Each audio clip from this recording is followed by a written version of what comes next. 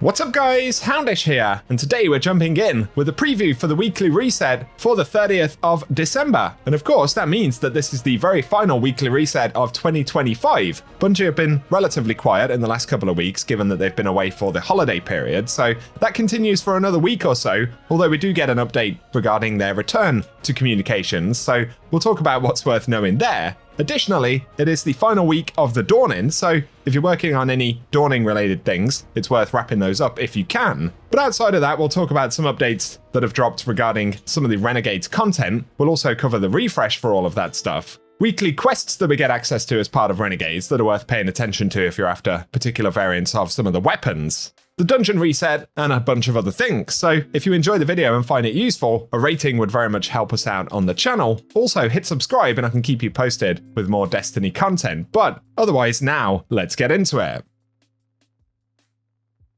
And so initially, just worth bearing in mind right here, since we've been in the holiday period, Bungie had said that they won't have another TWID until January 8th, but of course at this point, that is next week. One of the things that players are hoping to see in the relatively near future are Bungie's communications regarding the roadmap and the future of the game. Whether we will realistically get those in the new year, we'll just have to wait and see. Obviously they're coming at some point, but how soon that is of course anybody's guess. The other thing worth keeping in mind in the next week or so is that this is the final week of the Dawning, so there are 8 days remaining. If you're still working on picking up any of the Dawning weapons, of course they drop fairly readily, so I don't think that's the biggest problem for most players. You'll notice I haven't made the most progress on my event track right here. That's because they do require the completion of the challenges for the Dawning to get the event XP, so that's the primary way to wrap up that event track if it's something you are concerned about getting everything from. I'm not particularly bothered, to be honest, I just wanted the weapons.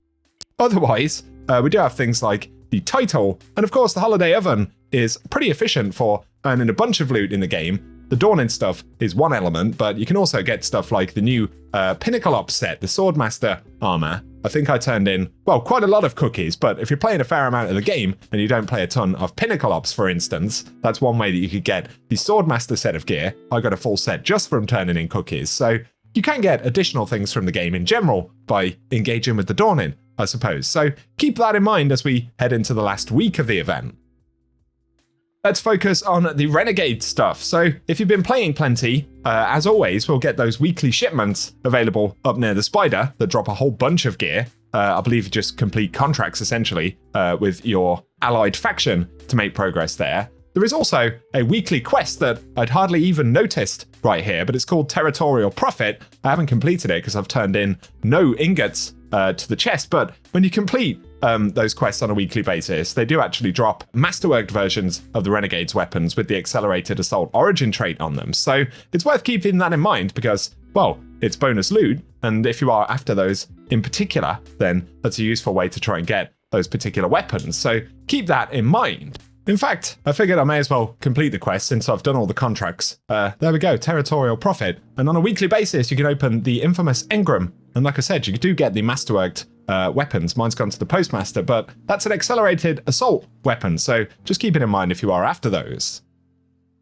Otherwise, the last update that Bungie made to the Lawless Frontier is that they've increased the drop rate of the Cyan Crystal from exotic contracts. This is of particular interest to me because the last crystal I actually need is the Cyan Crystal, so I've managed to pick all the others up somehow, but I've only ever completed one exotic contract. Partially, that was because I wasn't being efficient in relation to completing these 3, so if you're after the Cyan Crystal, basically complete these 3, knock them out of the list, and then hope that an exotic contract falls into their place. You can often complete 2 or 3 of these contracts in one run, so it's worth keeping in mind, although the drop rate of exotic contracts is still very, very low, and the Cyan Crystal remains the rarest crystal for that reason. So I don't know if Bungie will offer us any more updates, but I guess I'll keep you posted if they do.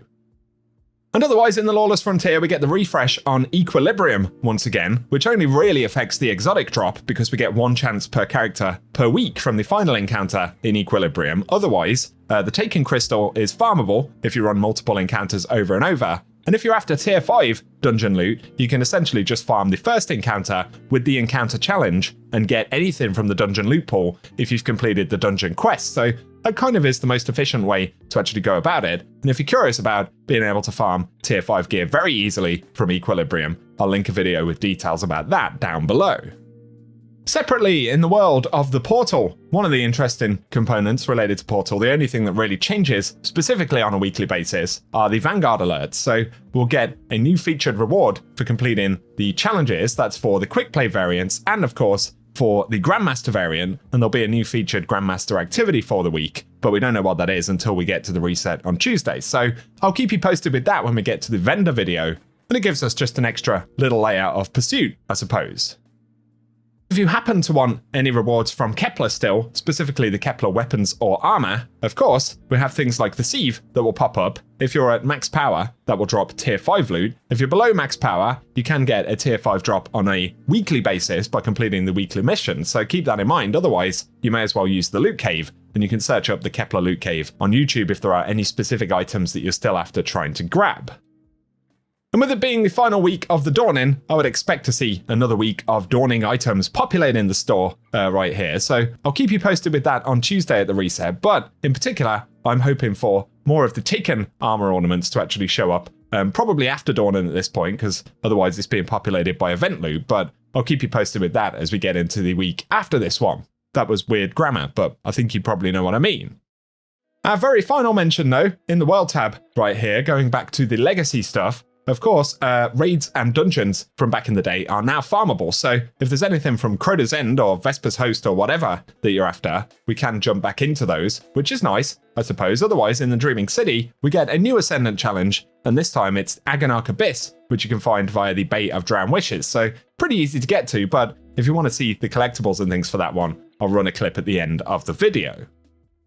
And so for today, guys, that is what we have to round up in this one. If you found the video useful, a rating would very much help us out. Also be sure to hit subscribe and I'll keep you up to date with goings on in Destiny, Bungie's communications regarding the future, Renegade stuff and all of that. So keep it locked and loaded and I'll keep you up to date. For now though, I very much appreciate you all tuning in. Let us know in the comment section if you'll be diving back into the game this week.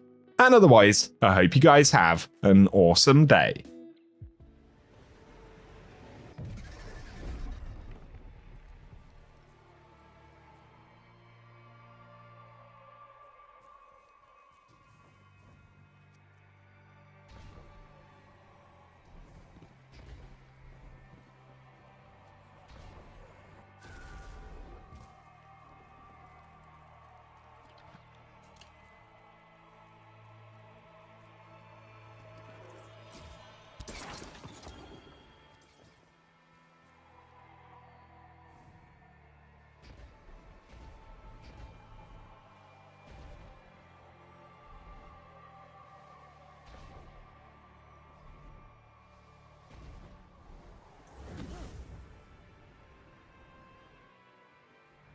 The current.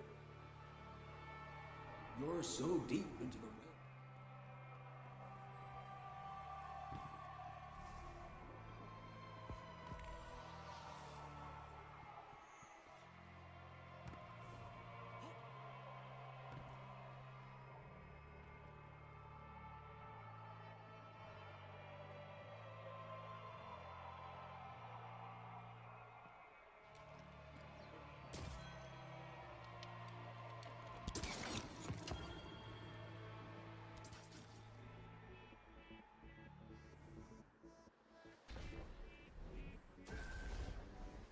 Guardian down.